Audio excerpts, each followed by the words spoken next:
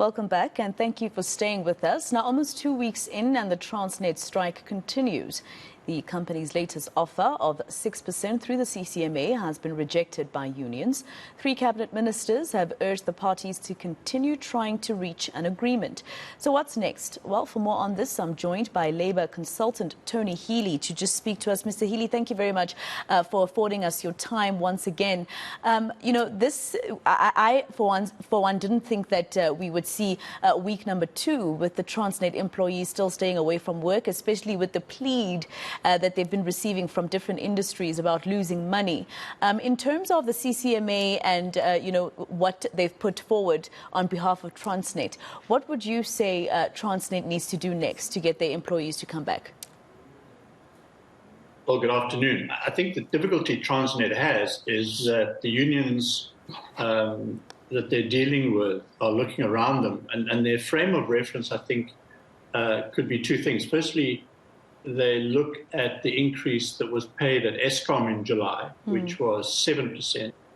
And they also see right now another agreement in the motor manufacturing industry, a multi-year deal starting off at 8.5% and then reducing to 7% in the next couple of years. So I think they're saying to themselves, you know what, if Eskom, for example, another state-owned entity, can be granted 7% and motor vehicle manufacturers 8.5%, then, the offer on the table at the moment is just not good enough. So, and it seems to be a fairly unanimous response, especially from the Satawu membership. So it doesn't surprise me that they're continuing with their strike action.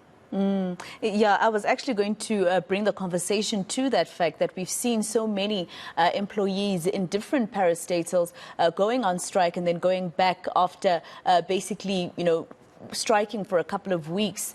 And I was going to ask you if this has now set a precedent. But you spoke about Satawu, which we spoke to not so long ago. Untu, on the other hand, the other union that has a few members in Transnet, is saying that they are willing to accept the 6% wage increase on condition that Transnet is able to promise its members of job security. Is that even possible for a company to promise job security? I mean, look at our economy internationally, actually, not just South Africa, and how it's performing. How does a company actually promise such a thing? Exactly, and that's the dilemma that Transnet find themselves in. They're so cash-strapped, as are most of the state-owned entities.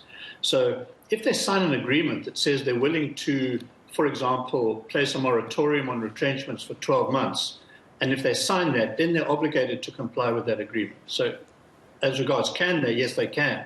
The question really is, do they have the capacity to do so, and is it actually even possible to do so? And it doesn't surprise me why the unions are so concerned about this, because it would seem to me that not just Transnet, but many state-owned entities, in order to balance the books, are saying to themselves, you know what, we're going to need to reduce numbers, which will mean we're going to need to retrench, and therefore it makes it difficult for us, or in this particular case, Transnet, to make that kind of undertaking. And the more they refuse to do that, the more concerned the unions become.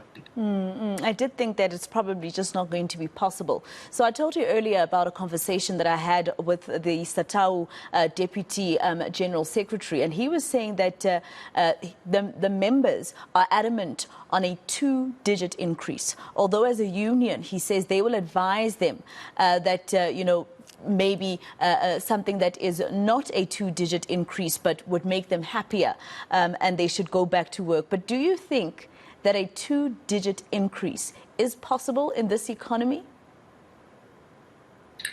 It's not possible. And we must also, when we hear those kinds of comments from the DGS at Satawu, understand that is part of the negotiating process. It's part of the posturing that you see on both sides. We really want a double-digit increase, but you know what? We'll accept anything above CPI. We make that kind of concession when, in fact, it's not a concession at all. I think the Satawus of the world are looking at trying to get a level of increase that they believe is in the ballpark of what Eskom received. And we must also remember that this discussion around above inflation increases I mean, even the Eskom increase of 7%, it was touted as above inflation, which I think it was at the time. And then a couple of days later, it was below inflation because the inflation rate has been so volatile. But I do think that Satawu in particular, and to some degree Untu, are looking around and saying, you know what, our frame of reference is we're seeing higher offers and higher deals than this in the public sector. And why are we not, for example, getting the same increase that was offered to Eskom a mere 3 months or 4 months ago?